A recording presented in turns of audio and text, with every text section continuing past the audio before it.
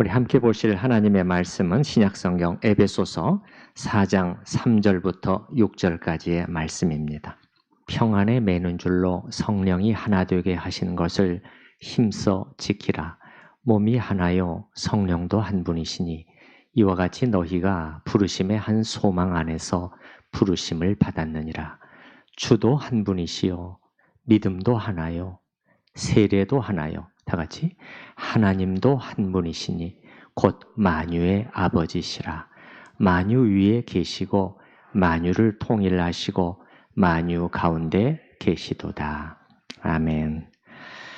잠깐 우리가 앞구절을 통해서 살펴본 내용을 상기시켜 드리면 사도는 하나됨이라는 주제에서 시작을 했습니다. 하나됨, 그러면 연합이죠. 연합. 예, 똑같은 말입니다. 하나됨, 연합, 똑같은 말이에요. 영어로는 unity 이렇게 부르죠. unity 이렇게 부르죠. 우리는 먼저 이 하나됨의 중요성을 생각해 봤습니다. 중요성에는 여러 가지가 있겠지만 특별히 만물의 통일이라는 관점에서 에베소서 1장 10절에 나오는 관점에서 생각해 봤습니다. 죄가 가져온 것은 연합과는 정반대라고 말씀을 드렸어요. 반목, 불화, 미움, 적대시, 다툼, 분리, 분열 이런 것들이었죠. 하나님의 계획은 다시 만물을 통일시키려 하심이라. 하나로 연합시키시고 통일시키는. 죄가 들어오면서 깨져버린 샬롬을 회복시키시는 일인 것이죠. 하나님은 이 계획을 결코 포기하지 않으시고 반드시 성취해내실 것이고 지금도 그 목표를 향해서 진행하고 계시고 이제 그리스도에 강림하실 때 완전히 성취가 될 것인데, 그런데 하나님께서는 이 중요한 일이 먼저 교회 안에서, 이게 중요합니다. 이 중요한 하나님의 계획이 먼저 교회 안에서 시작되고 맛을 보고 이루어지도록 그렇게 계획하셨다는 것입니다. 그렇기 때문에 여러분, 교회가 중요하고요. 사실 교회가 실패하면 세상에는 희망이 없어요.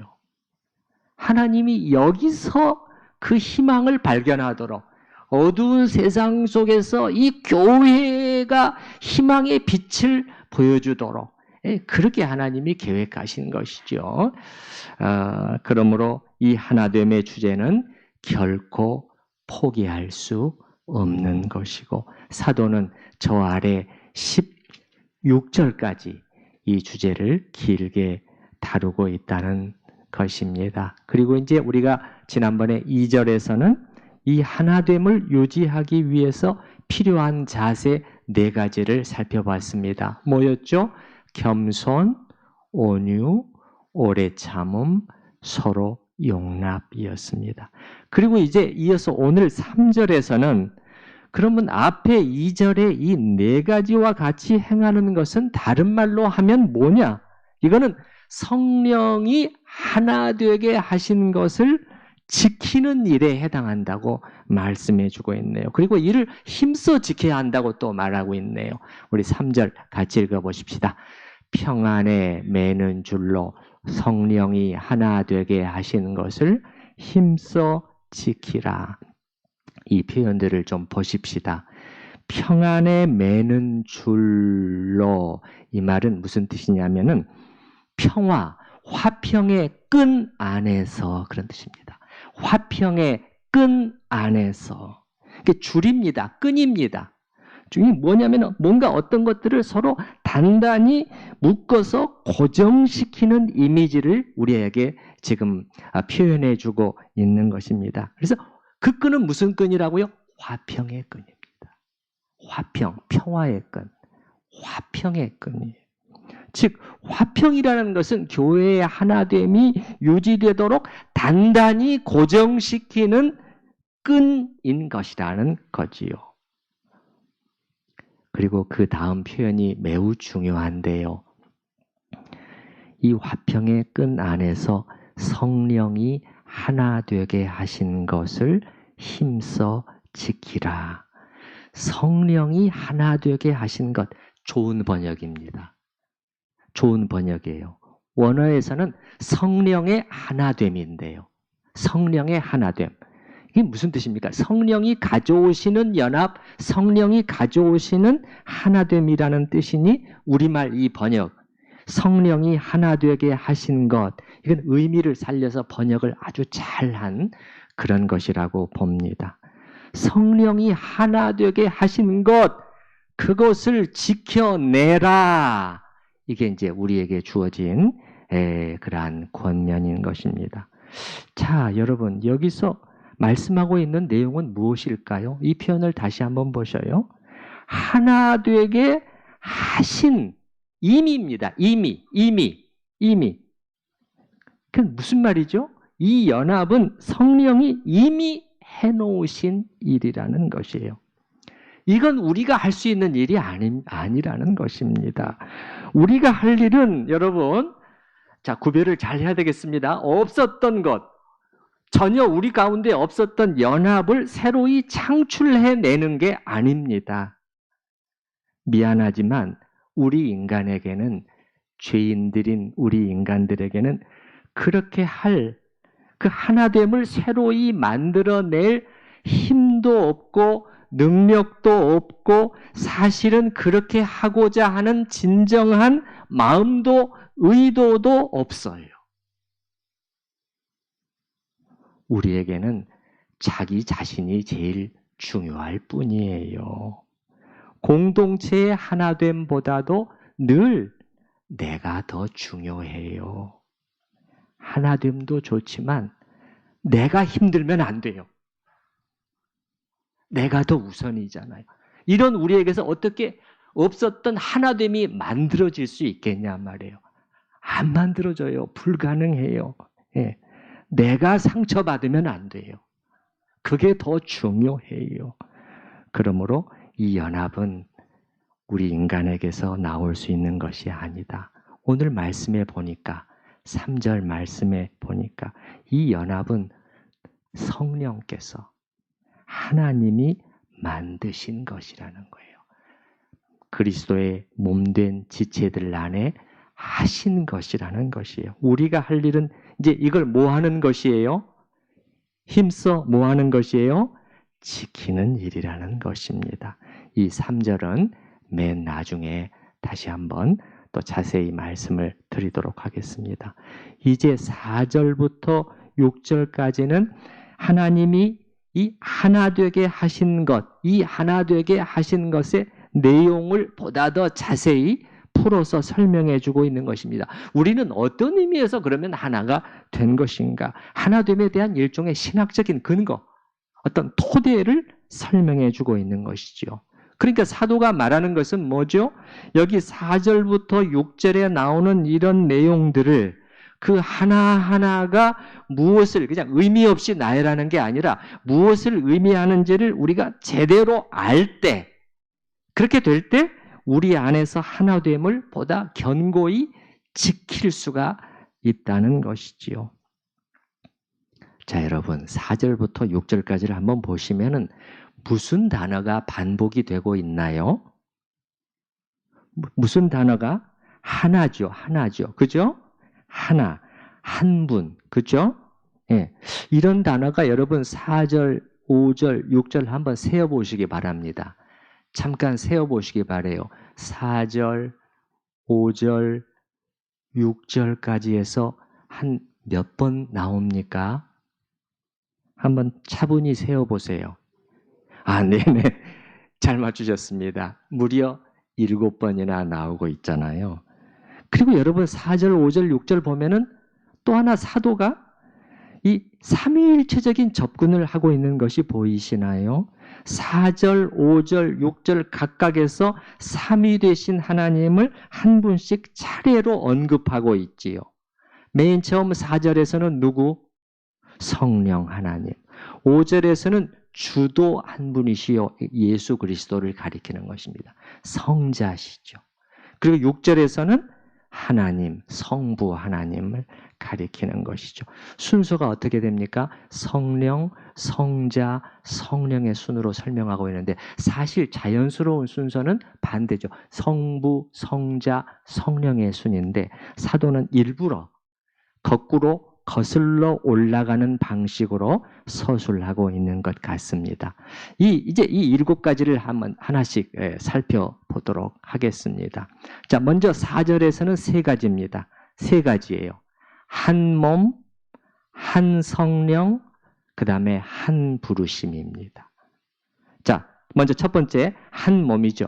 몸이 하나요. 따라서 해보십시다. 몸이 하나요. 자, 몸이라는 것은 성경에서 뭘 가리키는 거죠? 그리스도의 몸으로서의 교회를 가리키는 대표적인 표현이잖아요. 우리가 사람의 몸을 생각해 보면 어떻습니까, 여러분? 우리 몸을 보십시다. 우리 몸의 이 지체들 얼마나 많고 다양하죠? 겉의 지체, 또 속의 지체, 참으로 많고 다양하지만 몸은 몇 개입니까? 몸은 하나죠. 몸은 하나죠. 그렇죠? 그래서 성경에서도 교회를 얘기하면서 뭐라고 말씀하냐면 몸은 하나인데 많은 지체가 있고 몸의 지체가 많지만 한 몸임과 같이 그렇지만 한 몸이라는 거예요. 그 몸도 지체가 많다고 해서 몸도 그냥 이렇게 많은 게 아니라는 거예요. 그렇게 많고 다양하지만은 몸은 하나지 않느냐. 사도가 그 점을 우리에게 상기시켜주고 있는 것이죠. 사람에게 몸이 2개일 수가 없잖아요. 아무리 몸의 지체가 많고 다양하다고 할지라도 어떻습니까? 동일한 피가 몸 전체 모든 지체 구석구석까지 다 흐르잖아요. 한 피가 한 생명을 유지시켜주고 있는 것이 그게 한 몸이라는 거예요. 한 몸이라는 거예요. 이렇게 몸이 둘일 수 없고 하나인 것처럼 교회는 하나라는 거예요. 한 몸이라는 거예요. 이렇게 하나님께서 우리를 이미 하나로 만드신 것이다. 그러므로 우리가 이 하나 되게 하시는 것을 깨지 말고 지켜야 한다는 것이죠. 여기서 잠깐만 제가 구체적인 신학적인 설명을 드리면 이 교회가 한 몸이라고 했을 때 이 교회는 그럼 무슨 교회를 가리키는 것입니까? 눈에 보이는 우리 같은 구체적인 지역 교회를 가리키는 것입니까? 아니면 보이지 않지만 우주적인 전체 하나의 교회를 가리키는 것입니까? 이렇게 물었을 때 답은 둘 다라는 것이에요. 가장 정확히 말하면 보이지 않는 전체 하나의 교회, 이걸 무형교회라고도 부르는데요. 따라서 해보십시다. 무형교회. 보이지 않는 전체 하나의 교회를 가리키는 것이지만 그러면서도 사도는 이 교회, 한 몸 말할 때 교회에 대해서 가르침을 줄 때는 늘 그 하나의 보이지 않는 교회만 생각하는 것이 아니라 구체적으로 나타나고 있는 눈에 보이는 지역교회를 사도는 꼭 염두에 두면서 가르쳐주고 있다는 것이라는 거죠. 자, 보십시다. 저 위에 우리가 2절만 보시더라도 2절을 다시 한번 보셔요. 이게 무슨 추상적인 우주적인 교회 속에서 일어나는 일입니까? 아니에요. 눈에 보이는 이 하나의 구체적인 이 실존적인 이 교회 안에서 일어나는 일을 사도는 말하고 있잖아요. 모든 겸손과 온유로 오래 참음으로 이렇다는 것이에요. 그래서 보이지 않는 교회는 늘 보이는 교회를 통해서 나타나고 표현되게 되어 있다. 이 2개는 분리되지 않는 것이다. 긴밀하게 연결되어 있는 것입니다. 첫 번째 한 몸이고요. 2번째는 한 성령입니다. 4절 그 다음 표현에 보면은 성령도 한 분이시니. 자, 먼저 앞에서는 몸이 하나요? 이렇게 말했는데 그런데 몸을 생각해 보라는 거예요. 이 몸에 생명력을 부여하면서 이 몸으로서의 교회 전체, 교회의 구성원들, 교회 전체에 생명력을 부여하면서 전체를 하나로 묶는 일은 누가 하고 계시는 거죠? 내주하시는 성령님이 그 일을 하고 계시다는 거예요. 그래서 2번째로 성령을 언급하고 있는 것 같아요. 고린도전서 12장에도 보면 이렇게 나와 있잖아요. 우리가 유대인이나 헬라인이나 종이나 자유인이나 다 한 성령으로 세례를 받아 한 몸이 되었고, 그렇잖아요. 이게 한 몸을 만드시는 것은 한 성령이라는 거예요. 한 성령으로 우리가 다 세례를 받아서 우리가 한 몸으로 딱 묶여진 것이다. 그 일을 성령께서 하시는 것이라는 거예요. 그러니까 동일한 성령께서 너 안에도 거하시고 내 안에도 거하시는 것이죠.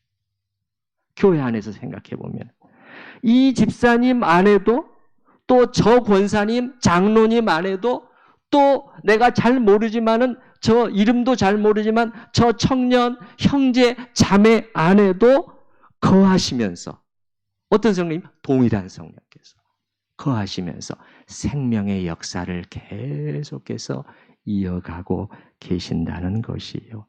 다시 말해서 우리는 서로가 아무리 달라 보여도 이렇게 다를 수가 있어요? 이렇게 다를 수가 있어요? 너무도 다르잖아요.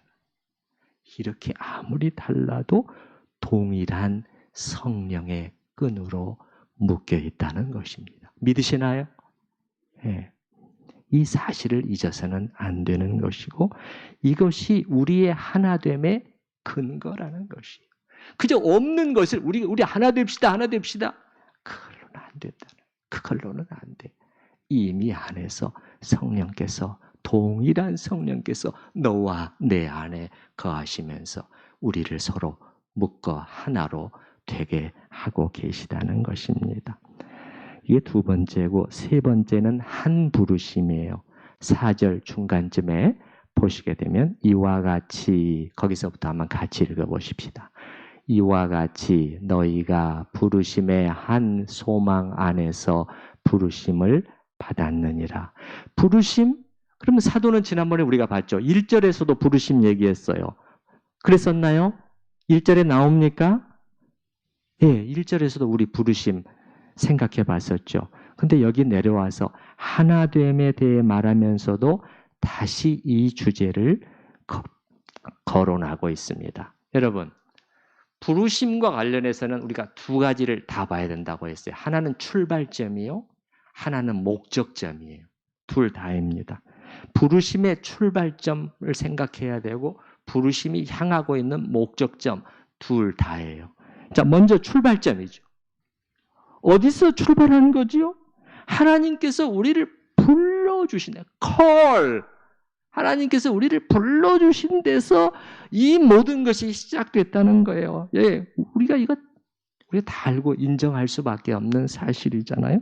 그런데 여러분이 다 불러주셔야 안자긴. 근데 나만 부르신 거예요? 나만 부르신 것입니까? 아니라는 거예요.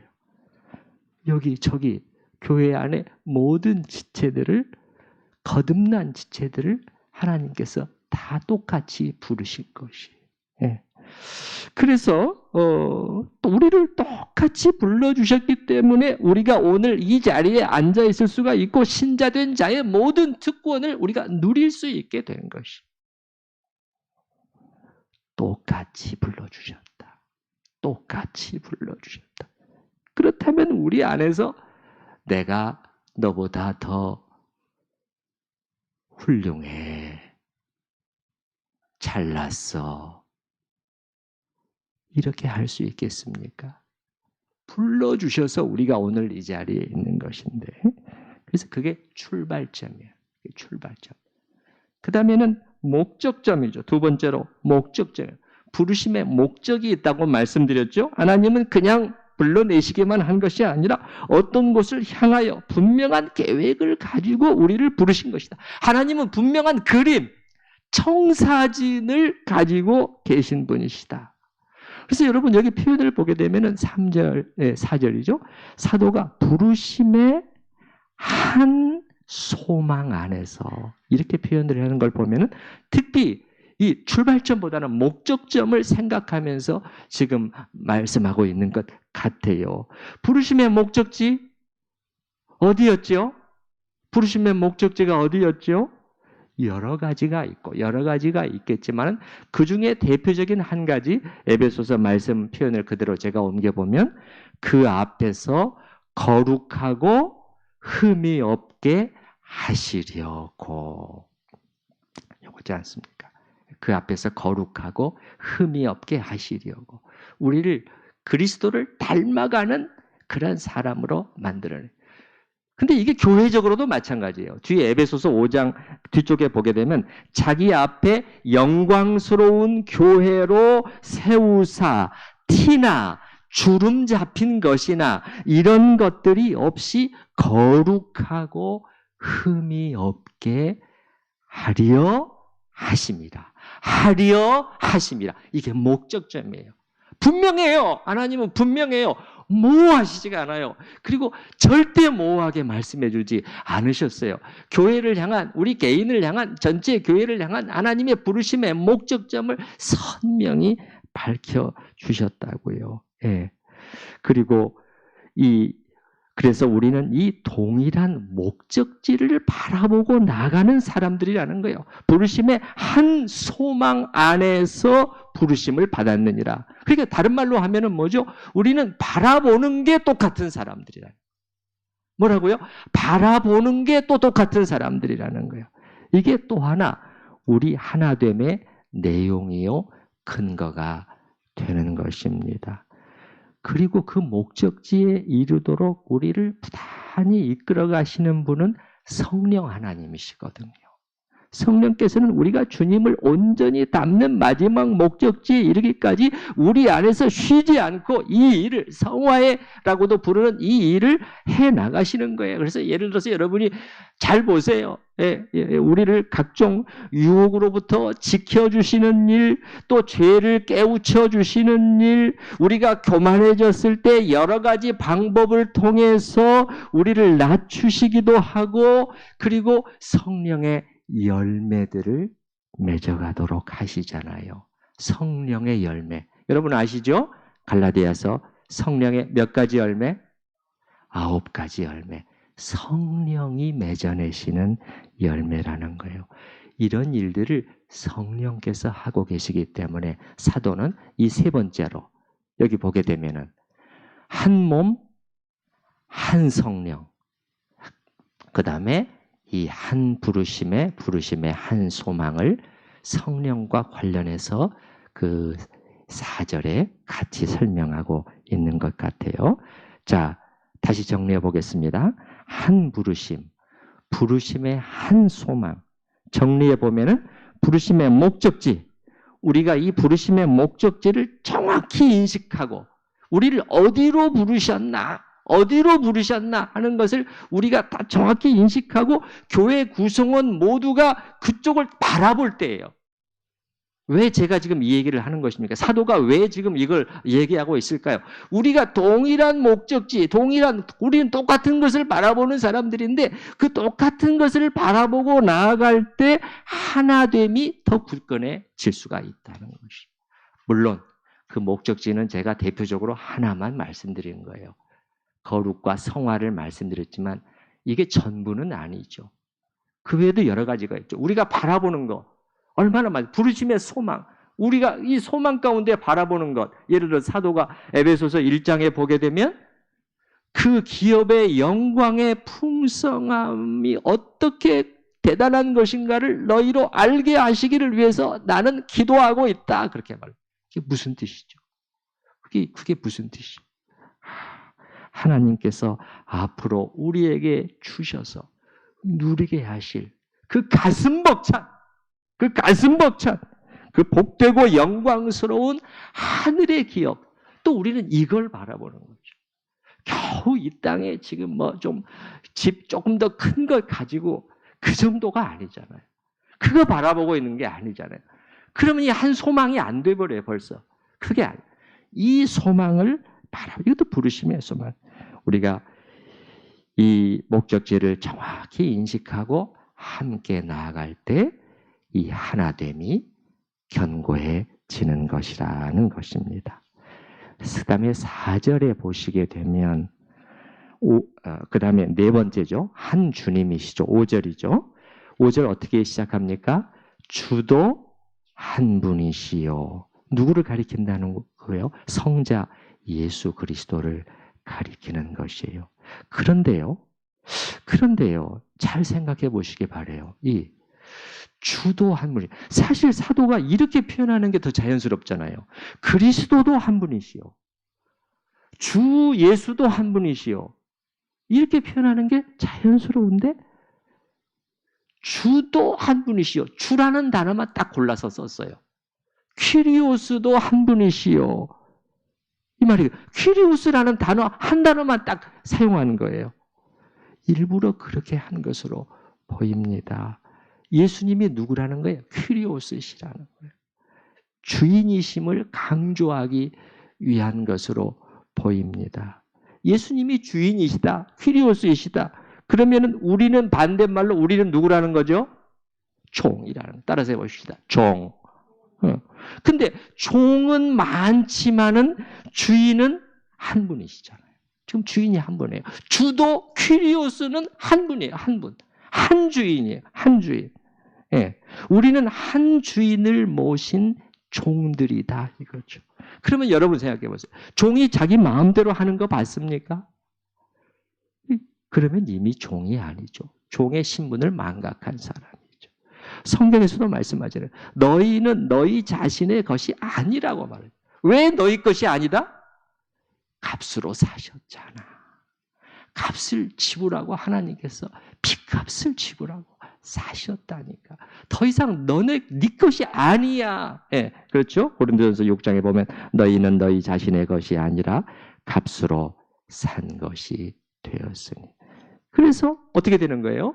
우리 모두는 한 주인을 모신 종들이라는 것을 인식하고 각자가 자기 고집, 자기 주장, 자기 권리 이런 것들을 내려놓고 주인의 뜻을 따를 때 연합이 증진될 수 있다는 것입니다.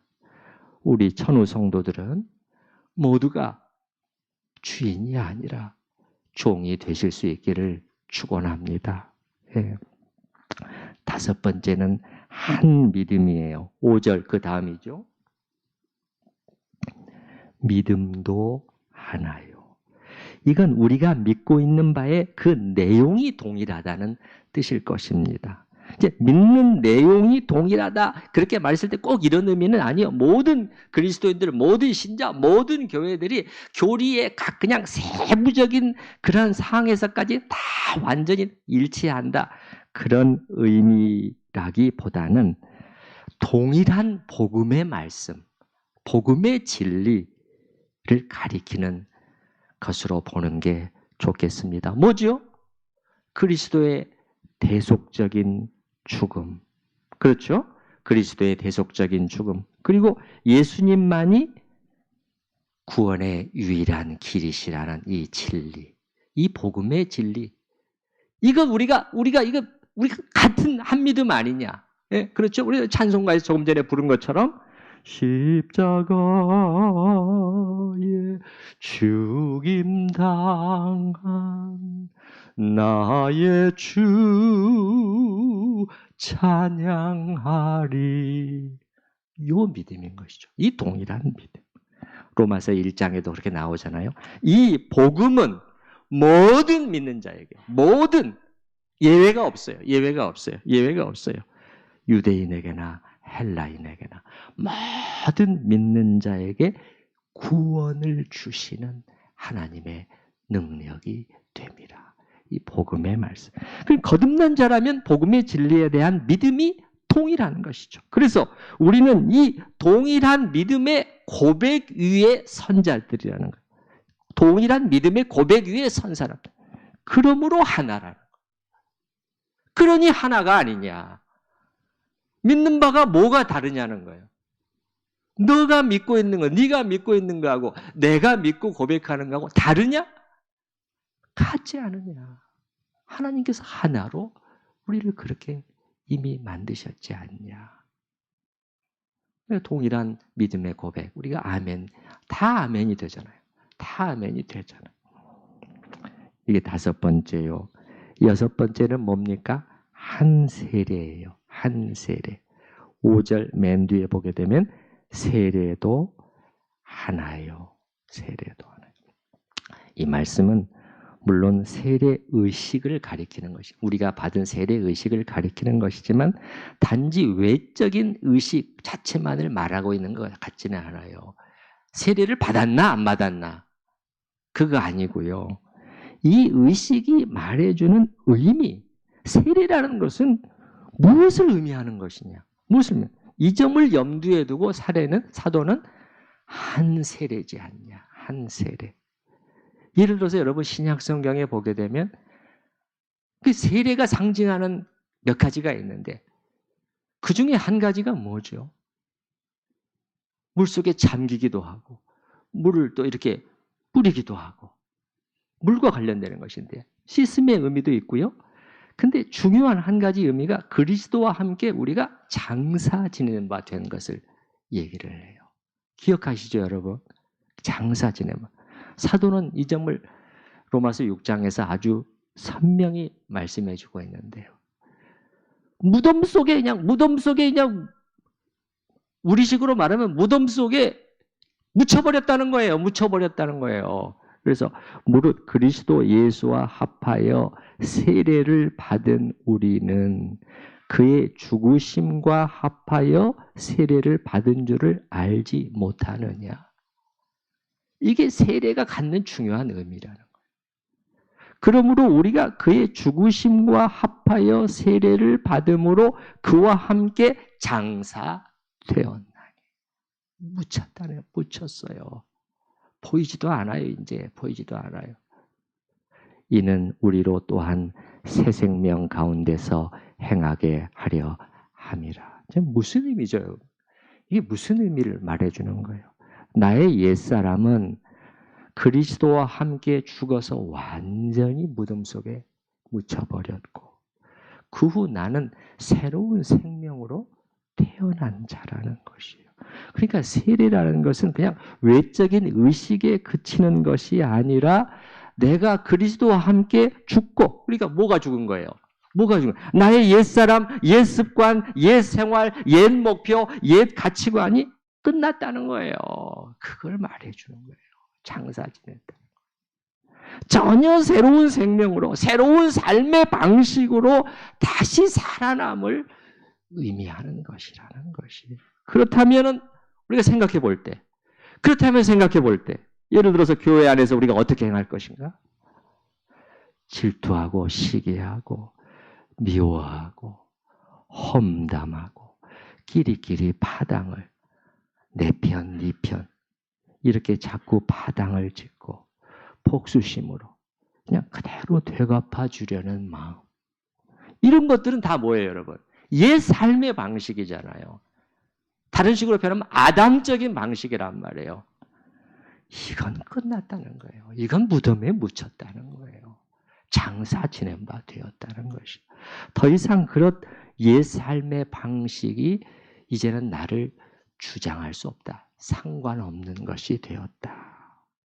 그러므로 한 세례, 사도가 말씀했을 때는 한 세례, 우리가 이러한 세례를 통해서 교회 안에 들어온 자들임을 인식하고 그렇게 살아갈 때 하나됨이, 성령께서 하나 되게 하시는 것이 견고해진다는 것이에요. 아시겠죠? 네네. 그 다음에 마지막으로 7번째는 한 하나님이죠. 6절이죠. 하나님도 한 분이시니 곧 만유의 아버지시라. 만유 위에 계시고 만유를 통일하시고 만유 가운데 계시도다. 하나님도 한 분이시니, 이제 성령, 성자, 이제 성부 하나님도 한 분이시니. 그런데 여기 6절은 해석과 관련된 문제 하나만을 말씀드리고 넘어가도록 하겠습니다. 그게 뭐냐면은 여기서 나오는 이 만유라는 단어가 무엇을 가리키느냐는, 크게 두 가지 해석으로 나누어집니다. 첫째는 모든 것, 모든 만물, 이런 뜻이다. 두 번째는 모든 그리스도인, 즉 교회를 가리키는 것이다. 이 두 가지 해석 팽팽히 대립하고 있어요. 팽팽히 대립. 제가 보기에는 이 두 번째 해석, 교회 쪽이 더 맞는 것 같아요. 그 이유를 자세히 말씀드릴 시간이 없지만 간단하게만 말씀을 드리면은, 첫 번째, 이 단어가요, 만유라는 이 단어가요, 이 중성 명사가 아니라 남성 명사로 사용되고 4번이나 전부 다 남성 명사로 그러니까 사람을 가리킬 가능성이 많은 거예요. 예, 중성은 모든 것이잖아요. 남성 명사로 되어 있고 두 번째는 만유의 아버지라는 이 표현이에요.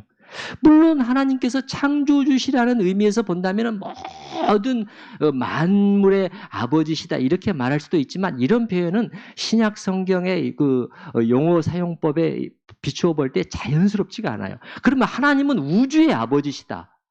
그런 표현이 돼버려요. 이건 자연스럽지가 않아요. 마지막 세 번째로 이어지는 6절 이후에 바로 이어지는 그 다음 구절들을 보면은 우리 각 사람에게 우리 각 사람에 그냥 모든 각 사람이 아니에요. 우리 각 사람. 예. 계속 교회 성도들과 관련된 얘기를 사도는 하고 저 뒤에 12절에도 이는 성도를 온전하게 하며 이렇게.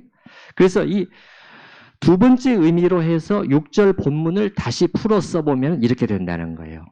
하나님도 한 분이시니 곧 만유의 아버지시라. 곧 모든 믿는 자들의 아버지시라. 만유 위에 계시고 교회 위에 계시고 만유를 통일하시고 이렇게 되어 있는데 통일이라는 단어는 원어에는 없어요. 만물을 통해서 계시고 그런 통해서라는 뜻이거든요. 즉 하나님께서는 교회를 통해 일하고 계시고 만유 가운데 교회 안에 계시도다. 6절은 이 정도로만 하고 넘어가도록 하겠습니다. 그래서 이제 우리는 4절부터 6절까지를 통해서 하나됨의 확실한 근거를 확인할 수 있었습니다. 몇 번이나? 7번이나. 그리고 학자들은 사도가 이 7번을 사용하는 것은 의도적이었다고 보통 봅니다. 이 완전을 가리키는 숫자잖아요. 그러면 우리는 어떻게 해야 되냐면 4절부터 6절을 우리가 확인했다면 우리는 어떻게 해야 되겠냐? 하나님이 이미 하나 되게 하신 이 사실을 깊이 인식하고 늘 상기시키면서 이 하나됨을 힘써 지켜야 한다는 것입니다. 그렇기 때문에 사도는 힘써 지켜야 한다고 말하고 있잖아요. 다시 위 3절로 올라가 보겠습니다. 3절로 평안에 매는 줄로 성령이 하나 되게 하시는 것을 힘써 지키라. 여러분, 성령이 하나 되게 하신 것을 힘써 지키라. 사실은 좀 이상한 표현이에요. 그러나 이게 성경의 논리란 말이에요. 이게 하나님이 하시는 영역과 인간의 하는 영역이 여러분 어떻게 표현되는 걸 잘 보시기 바랍니다. 성령이 하나 되게 하셨다. 이게 하나님이 하시는 일이죠. 사실 그러면은 뭐 끝일 것 같잖아요. 뭐 다 된 것 같잖아요. 다 됐지 않아? 이렇게 말해야 되는데 성경의 논리는 다르다는 거예요. 이게 성경의 논리예요. 그 하나 되게 하시는 것을 어떻게 해라? 힘써 지키라. 이건 우리의 영역. 이건 우리의 책임으로 주어지고 있어요. 오히려 성경의 논리는 어떻게 되냐면 하나님이 하셨다. 화살표. 그러므로 우리가 할 수 있고 또 해야 한다. 이게 늘 성경의 신비한 논리예요. 근데 사실 우리가 아멘이 되는 논리죠. 그런데 요쪽이죠. 요쪽. 우리가 해야 하는 부분, 우리의 책무가 가볍지가 않다는 것입니다. 사도는 이 책무가 아주 막중하다고 최선을 다해 노력을 아끼지 말고 해야 한다고 말하고 있는 것이에요. 이게 우리말 표현에서는 얼른 잘 나타나지 않지만 이 힘써라는 단어의 표현 있잖아요. 이 단어의 표현에서 아주 잘 나타나고 있는데요. 이 힘써라는 단어가요. 속도를 암시하는 말에서 유래하는 그 단어예요. 그러니까 무슨 뜻을 가지고 있냐면 급하다, 서두른다, 부지런하다 이런 의미를 가지고 있는 단어라고요. 예, 이게 동사인데요, 사실. 그러니까 예를 들어서 여러분 그 성경 다른 곳에 보면은 사도가 디모데에게 겨울 전에 너는 어서 오라 그러잖아요. 어서 오라. 이 어서라는 단어가 이게 똑같은 단어예요. 힘써라는 단어 똑같은 단어. 또 디도에게 뭐라고 말하냐면은 그때 네가 급히 니고볼리로 내게 오라. 급히 이 단어가 똑같은 단어예요. 급히 오라는 급히. 그러니까 무슨 말입니까, 여러분? 서둘러야 한다.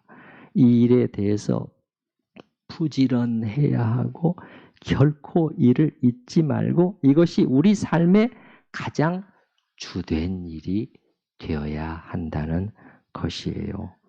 조금 전에 우리가 확인한 것처럼 여러분 하나요, 하나요, 하나요, 하나요. 아니 이 정도인데 하나님이 이렇게까지 하셨는데 우리가 대충 좀 해보는 척 하다가 안 되는 것 같으면 접어버리고 그냥 내키는 대로 그렇게 할 수는 없다 이 말이에요. 3절에 이 힘써 지키라 이 문장이 함축하고 있는 의미. 사도가 지금 어떻게 지금 어떤 마음으로 무엇을 의미하면서 이 말을 하고 있는가 하는 것에 대해서 마르쿠스 바르트라고 하는 이 신학자가 아주 잘 표현을 해놨어요. 이제 이 헬라어의 정통한 용법의 이제 정통한 학자가 이렇게 설명을 했어요. 이 헬라어 동사, 이 힘써의 기저에 있는 긴급성을 정확하게 번역하기는 도저히 불가능하다. 긴급성. 따라서 해보시죠. 긴급성. 긴급한 일이라는 긴급한. 그것은 서두름과 열정뿐 아니라 전인의 온전한 노력을 의미한다. 거기에는 의지, 감정, 이성, 육체적 힘, 전체적 태도가 포함된다. 이 헬라어 본문에서 발견되는 분사의 명령법. 이 동사가 현재 분사이면서 명령형으로 쓰이고 있거든요. 이 분사의 명령법은 다음과 같은 태도와는 정반대라는 거예요. 뭐냐? 수동성, 정적주의, 일이 어떻게 되어가는지 가만히 지켜보자는 태도, 혹은 의도적으로 부지런히 완급을 조절하는 거, 이런 것들을 다 배제한다는 거예요. 그게 아니다. 이 말은 무슨 뜻을 가지고 있냐면 주도권은 당신에게 있다. 지금 그것을 해라. 정말 해라. 당신이 그 일을 해야 한다. 이런 것이 3절이 함축하는 의미라는 거지요. 당신이 그 일을 해야 한다. 지금 그것을 해라. 정말 해라. 그러니까 힘써 지킨다는 것은 뒤로 늦출 수도 적당히 해서도 안 되는 일이라고 사도는 사실 아주 강조해서 말씀하고 있는 것이지요. 여러분 다시 보십시다. 오늘 본문에서 분명히 사도는 이렇게 말씀하고 있죠. 성령이 하나 되게 하신 것을. 성령이 하나 되게 하신 것을. 여러분 이거 어떻게 생각하십니까? 이게 하나님께 단순히 그냥 이론, 하나의 교리라고만 생각하십니까? 아니면은 성령께서 정말 그렇게 하셨고 하고 계신다고 여러분이 믿으시나요? 어느 쪽이죠, 여러분? 우리 안에서 성령께서 하시는 이 일을 가벼이 여기고 무시하지 않으시길 바랍니다. 이게 사실이라면 우리는 어떻게 해야 되는가? 더 이상 늦출 수도 없고 적당히 해서도 안 된다는 것이죠. 자, 우리 따라서 해보십시다. 하나 되게 하신 것을 힘써 지키라. 힘써서 모든 노력을 다해 지켜나가실 수 있기를 바랍니다. 우리 같이 잠깐 기도하는 시간을 가지십시다.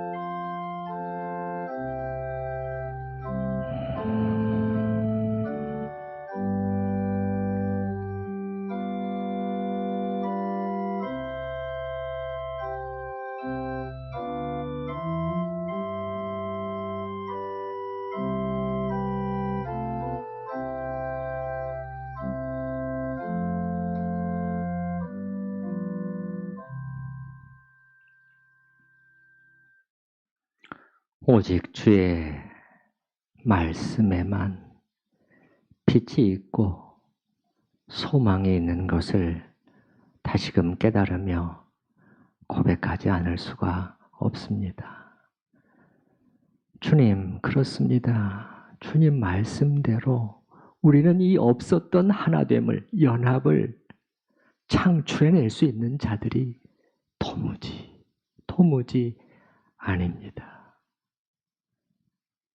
우리는 너무도 자기중심적이어서 그렇게 할 능력도 없거니와 그렇게 할 의도도, 진정한 의도도 없는 자들입니다.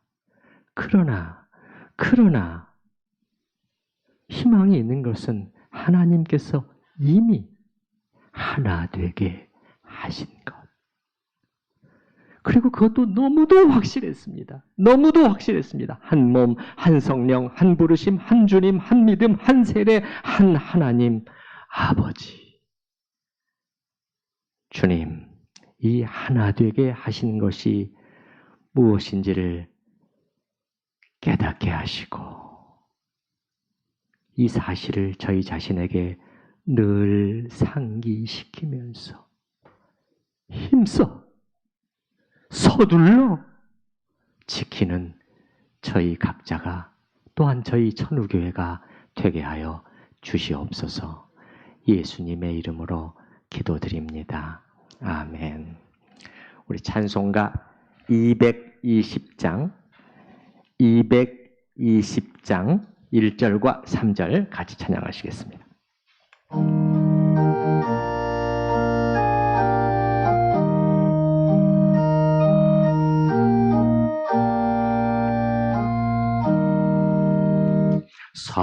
사랑하는 주님 앞에 형제자매 한자리에 크신 은혜 생각하며 즐거운 찬송 부르네. 내 주 예수 본을 받아 모든 사랑 내 몸같이 환난 근심 위로하고 진심으로 사랑하세.